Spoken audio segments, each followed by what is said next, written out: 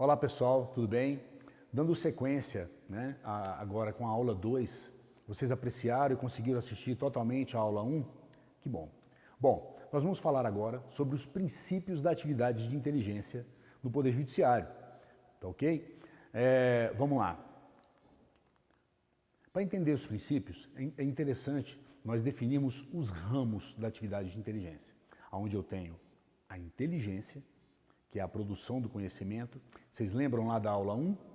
Lá está falando de produção e salvaguarda, que é justamente a contra-inteligência, o segundo ramo da atividade. Muito bem.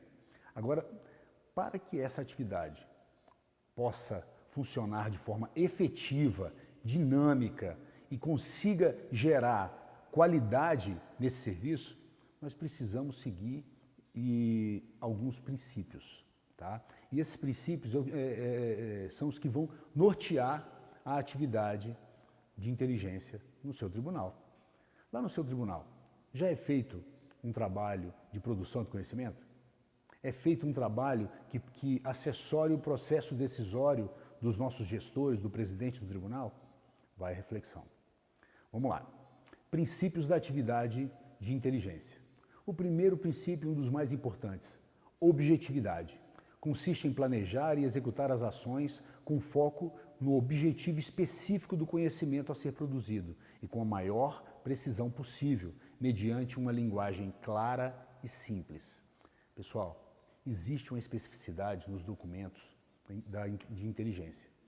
A objetividade, ser diretivo, afirmativo, sem rebuscar ou sem colocar dados que não são pertinentes ou que são pertinentes, mas não são tão relevantes para auxiliar o processo decisório. A objetividade é indispensável. Outro princípio, segurança. Então, esses protocolos para evitar vazamento em todo o processo de produção, ele é indispensável, tá ok? Para poder garantir a integridade desses documentos. Não quer dizer que seja o secretismo, mas a segurança para evitar vazamento, comprometimento ou dano a esses dados. Oportunidade. O conhecimento deve ser produzido em prazo que assegure a sua utilização. Bom, muitas vezes nós queremos fazer o conhecimento perfeito, né? Conseguir buscar todos os dados e fazer aquela coisa bem completa para poder encantar o nosso cliente. Mas muitas vezes eu não tenho esse tempo.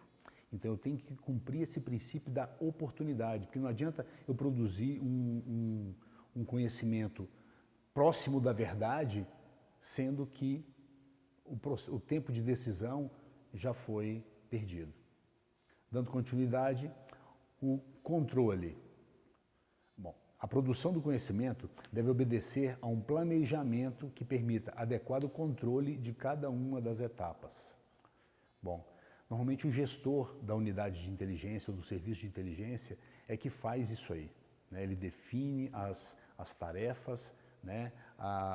As missões, tem as ordens de missões e ele vai controlar todo o andamento das atividades. Vai delegar, ele vai cobrar, vai monitorar, né? E fiscalizar. Outro princípio, imparcialidade, né? Um conhecimento deve ser isento de ideias preconizadas, subjetivismos e outras influências que originem distorções. Pessoal, o analista de inteligência não tem partido, não tem questões ideológicas, não tem lado. Ele é imparcial. E a imparcialidade é um princípio fundamental, tá? Porque ela que vai definir a qualidade e sem nenhum tipo de poluição de ideias no conhecimento. Simplicidade. A produção de conhecimento deve evitar atividades ou ações complexas. Então, não adianta eu querer mostrar conhecimento usando vocabulário muito rebuscado ou termos muito técnicos, sendo que o meu cliente final não tem essa cultura ou não tem esse conhecimento. Então, eu tenho que usar uma linguagem simples e tentando mentalizar o tempo todo como como o meu cliente vai interpretar esse conhecimento. Vamos para o próximo? Amplitude. O conhecimento sobre o fato, assunto ou situação deve ser o mais completo possível. Deve conter conhecimentos amplos e exatos obtidos de todas as fontes disponíveis. Mais completo possível. Isso quer dizer o quê? Não adianta eu querer produzir um conhecimento sendo que eu não tenho nem o tempo ou nem a possibilidade, nem o meio, nem o equipamento, nem o recurso humano, material, né? Então eu tenho que fazer o melhor possível. Bom, pessoal, finalizamos a aula 2, tá? Espero que tenham apreciado. Nós trabalhamos todos os princípios da atividade da inteligência. Agora vamos partir para a aula 3, tentando pensar o seguinte: como deve ser o profissional da atividade de inteligência? Quais as suas características? Um abraço a todos.